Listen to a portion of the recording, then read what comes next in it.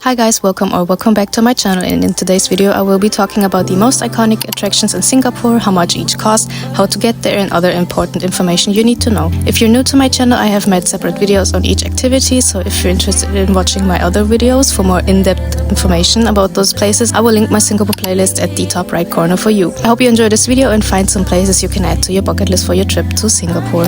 First up, we have the world's tallest indoor waterfall, which is located at the CHANGI airport.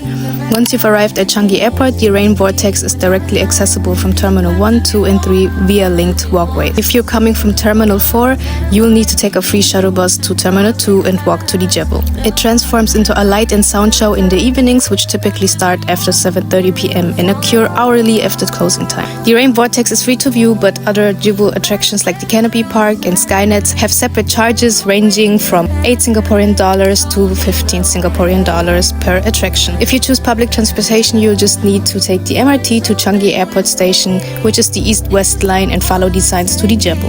It's for sure an attraction you shouldn't miss while you're at the airport. Next up, we have the number 8 voted top attraction in the world, which is Gardens by the Bay. The main key attractions are the Super Tree Grove, the OCBC Skyway, the Flower Dome, Cloud Forest and Flora Fantasy, which all have an entrance fee. You can check out their website down in the description for bundle tickets and more information about the garden. The outdoor areas like the Super Tree Grove are free to explore, but entry to the Flower Dome and Cloud Forest cost 59 Singaporean dollars for adults and 45 Singaporean dollars for children as a bundle price. Prices for local residents are lower. From the shops at Marina Bay Sands, Gardens by the Bay is just a 10-minute walk via the Marina Bay Sands Hotel Linkway. If you're coming from the MRT, head to Bayfront Station, exit at exit B, and follow the underground linkway to the gardens. If you prefer a more direct route, you can always use a taxi. Next up, we have the shops at Marina Bay Sands, which is a luxury shopping and lifestyle destination located within Marina Bay Sands. It features 800,000 square feet of retail and dining space. You can take a boat ride along the indoor canal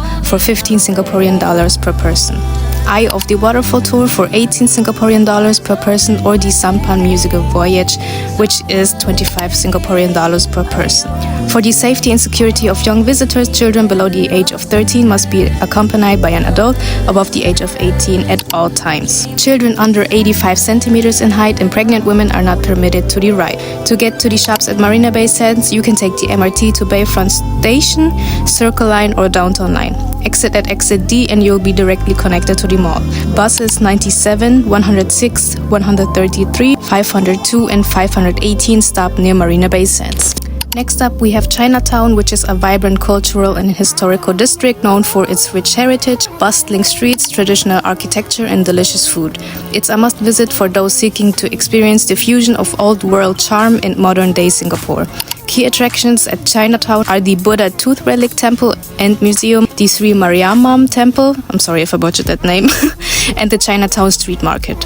The only entrance fee that will apply is if you want to visit the Chinatown Heritage Center, which costs around 18 Singaporean dollars for adults and 12 Singaporean dollars for children. Entry to the temples are free, but donations are welcome. Dining options like the popular Maxwell Food Center is close by and can be reached by foot from Chinatown. Otherwise, the area is free to explore. To visit Chinatown, take the MRT to Chinatown Station on the Downtown Line or Northeast Line. Exit at exit A and you'll find yourself in the heart of Chinatown, and as usual, several buses stop near Chinatown, including 2, 12 and 33. Bring cash for street vendors and hawker stalls, though many may now accept e-payments. Next up, we have IKEA TAMPINES. I'm sorry if I also butchered that name.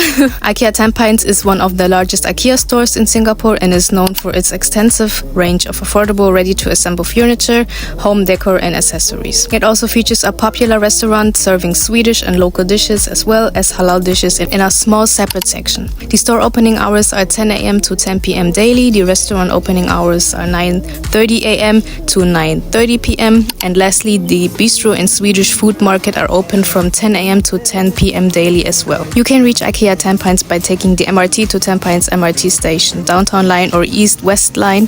From there, take the free IKEA shuttle bus, which operates regularly between the MRT station and IKEA Tampines. Alternatively, you can take public buses like 27, 34 or 168 directly to the store. If you're driving, there's ample parking available on site. I've linked the official IKEA shuttle bus service down in the description for you.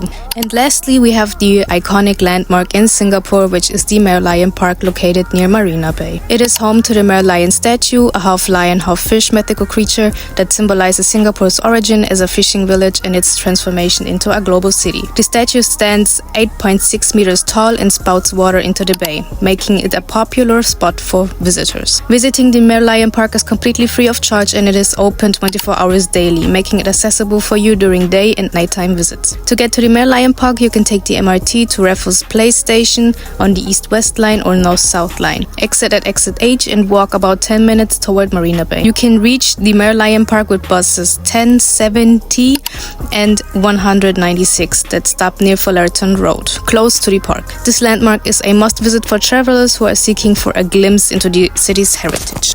That's it for today's video. As always, I hope this video could help you in some way, and I'll see you guys in my next video.